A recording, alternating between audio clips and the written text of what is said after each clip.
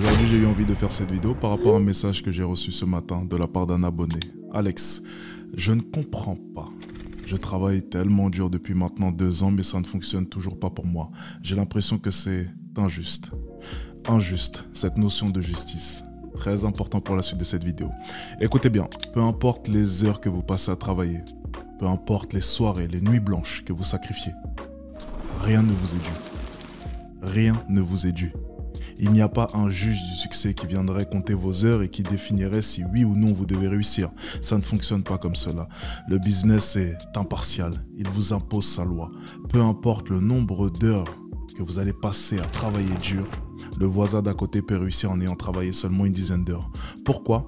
Parce que travailler dur, c'est bien. Oui, c'est essentiel pour réussir, bien entendu. Mais travailler intelligemment fait toute la différence. Vous pouvez avoir une très bonne idée, travailler dur et réussir. Mais si vous avez une mauvaise idée, peu importe les heures que vous allez passer à travailler, ça ne fonctionnera peut-être jamais. Jamais. Il faut donc comprendre une chose, c'est que la réussite, c'est allier le travail intelligent et le travail acharné. Le problème de la plupart des entrepreneurs, c'est que vous travaillez de manière très dure, effectivement, oui. Pour certains, vous vous sacrifiez. Vous faites des nuits blanches, mais dans la mauvaise direction. C'est un peu comme courir sur place. Et le plus dur, justement, dans le business, c'est d'être juste. Avoir cette notion de justesse. Et on retrouve d'ailleurs cette notion de justesse dans le fait d'abandonner un business. Je m'explique. Le problème de la plupart des entrepreneurs, c'est que lorsque vous commencez un business, vous êtes à peu près tout. Vous êtes à la fois le comptable, le trésorier, vous êtes l'acteur de l'entreprise, la secrétaire, le service après-vente, le support, et j'en passe. Vous êtes un peu tout. Votre business est un peu comme votre petit bébé. Ok? Vous en prenez soin. Et c'est vrai qu'à partir du moment où vous investissez autant dans votre business, il est assez dur d'avoir un jugement totalement impartial vis-à-vis de celui-ci. Vous êtes tellement investi dans celui-ci que prendre une réelle décision et surtout avoir une certaine vision, une vision vraiment honnête vis-à-vis de votre situation, la situation de votre business, est très dur. Vous êtes beaucoup trop investi dedans. Et donc, je vois plein de fois tout un tas d'entrepreneurs passer 5 ans, 6 ans à forcer par exemple dans leur marque de vêtements en essayant éperdument de la faire marcher. Au fond d'eux, ils savent très bien que ça ne fonctionnera peut-être jamais. Mais ils se sont tellement investis, ils ont tellement sacrifié du temps et encore du temps que abandonner pour eux, c'est quelque chose de totalement inimaginable. Mais là est toute la différence entre les personnes qui réussissent et les personnes qui échouent. C'est qu'une personne qui réussit, généralement, n'a pas d'attache émotionnelle. Vous ne devez pas avoir d'attache émotionnelle vis-à-vis de votre business. Vous pensez sincèrement que j'ai rêvé un jour étant petit d'être devant vous? Vous pensez sincèrement que mon rêve était de vendre des formations de séduction? Oui, je voulais changer le monde et apprendre aux hommes à séduire. Non! Je le fais parce que c'est le business. Je n'ai aucune attache émotionnelle vis-à-vis de cela. Je fais simplement mon job. Je suis là pour générer de l'argent. Je suis là pour prendre de l'argent à plus pauvre que moi et je suis là pour m'enrichir avant tout. La règle principale qu'il faut comprendre dans le business, c'est que le business est intrépide, c'est impartial, c'est injuste. Et c'est comme cela. Tous les entrepreneurs qui s'investissent beaucoup trop émotionnellement dans leur business, généralement échouent. Et c'est peut-être ça le problème, de créer un business à partir de sa passion. Parce que votre passion, généralement, c'est quelque chose vis-à-vis duquel est-ce que vous avez une attache émotionnelle. Et c'est donc, à ce moment précis, la pire chose pour vous. Prendre des décisions à partir du moment où vous avez une attache émotionnelle vis-à-vis de votre business. Très, très, très, très compliqué. Et j'aimerais rajouter un point vis-à-vis du fait de créer un business par rapport à une de ses passions. C'est que généralement, vous allez détruire votre passion. Vous savez, imaginons, vous êtes passionné de livres. Ok, bon, vous adorez lire. Et vous vous retrouvez à lancer un business sur les livres. Eh bien, rappelez-vous, le business est injuste, le business est dur.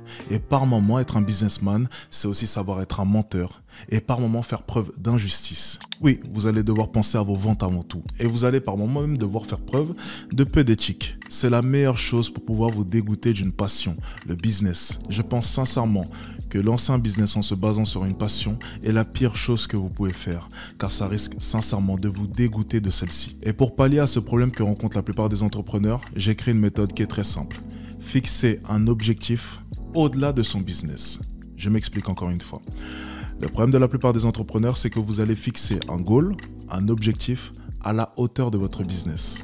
C'est-à-dire, Vous voulez lancer une marque de vêtements par exemple, et vous allez vous dire, et c'est d'ailleurs la pire erreur que vous pouvez faire, je veux absolument générer 1 million d'euros avec cette marque de vêtements. C'est mon objectif. À partir de ce moment, c'est mon goal. Ça, c'est la pire erreur que vous pouvez faire. Ne faites pas cela. Fixez un objectif au-delà de votre business. Car les goals, les objectifs, on ne les abandonne pas. La méthode la plus efficace, c'est se dire, plutôt que ma marque va générer 1 million d'euros, je veux simplement générer 1 million d'euros. Ça change tout. Pourquoi ? Lorsque vous vous dites que vous allez générer 1 million d'euros, ça laisse plein de possibilités. Serait-ce votre marque qui va vous permettre de générer tant ? Peut-être un autre business ? Peut-être un autre ? On ne sait pas. Vous laissez la place au doute. Et donc, vous gardez cette capacité à pouvoir vous ajuster. Parce que le business est un ajustement continuel. Le business, ce n'est pas quelque chose de fixe. Le business, c'est faire rentrer de l'argent dans votre poche. C'est ça le business. Le business, ce n'est pas une marque de vêtements. Ce n'est pas ceci ou cela. Non.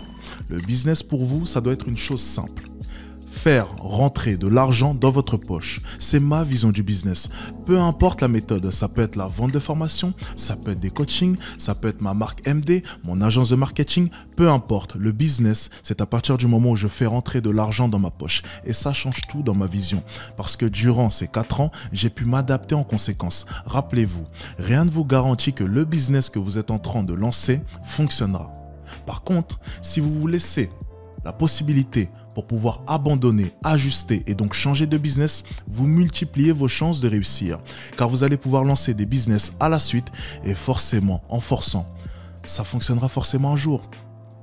Pour moi, vous savez, j'ai une métaphore pour définir cela.